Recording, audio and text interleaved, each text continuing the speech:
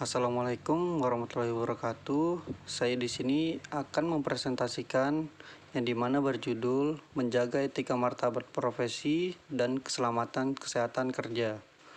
Di sini saya beranggotakan 2 orang. Yang pertama saya sendiri yaitu Samri Rusyadi, kemudian saudara saya Ragil Aji Prabandaru. Kemudian masuk kepada materi, yaitu menjaga etika martabat profesi. Penerapan etika profesi yang menjadi bagian dari etika sosial berkait dengan bagaimana mereka harus menjalankan profesinya secara profesional agar diterima oleh masyarakat. Dengan penerapan etika profesi, diharapkan kaum profesional bisa bekerja sebaik mungkin serta dapat bertanggung jawab akan tugasnya yang dijalankan dari segi tuntutan pekerjaan. Kemudian ada pun beberapa tujuan kode etik diantaranya. Untuk menjunjung tinggi martabat profesi, dalam hal ini yang dijaga ialah image dari pihak luar atau masyarakat, agar jangan sampai orang luar memandang rendah atau remeh profesi tersebut.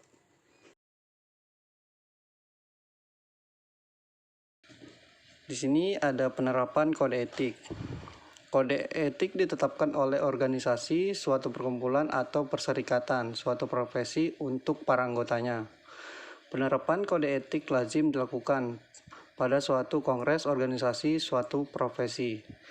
Penetapan kode etik profesi tidak bisa sembarangan dan tidak bisa dilakukan oleh perseorangan, melainkan harus dilakukan oleh orang-orang yang diutus dan atas nama anggota-anggota profesi dari organisasi tersebut. Sehingga orang yang bukan atau tidak menjadi anggota profesi tersebut tidak dapat ditundukkan padanya. Maka kode etik dari suatu organisasi hanya akan mempunyai pengaruh yang kuat dalam penegakan disiplin di kalangan profesi tersebut. Jika orang yang menjalankan profesi tersebut tergabung dalam profesi organisasi tersebut. Keselamatan dan kesehatan kerja.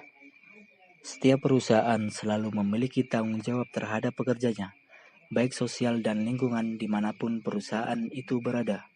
Keselamatan dan kesehatan kerja atau K3 merupakan di mana suatu perusahaan menjaga akan keselamatan, kesehatan, dan kesejahteraan pekerjanya. Tujuan K3 yaitu untuk melindungi rekan kerja, keluarga pekerja, konsumen, dan orang lain yang juga mungkin berpengaruh dalam kondisi lingkungan kerja. Maka dari hal itu, setiap pekerja harus memiliki etika engineer yang dimana tiap individu harus mentaati peraturan yang telah ditentukan tiap perusahaan, guna menimbulkan akan rasa amanah dan selamat, baik dari tiap individu ataupun individu lain. Tujuan dari dibuatnya program keselamatan dan kesehatan kerja adalah untuk mengurangi biaya perusahaan apabila timbul kecelakaan kerja dan penyakit akibat hubungan kerja.